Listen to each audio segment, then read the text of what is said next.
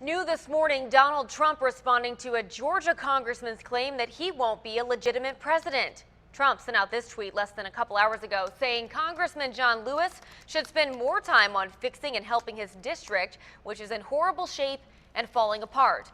Not to mention crime infested, rather than falsely complaining about the election results.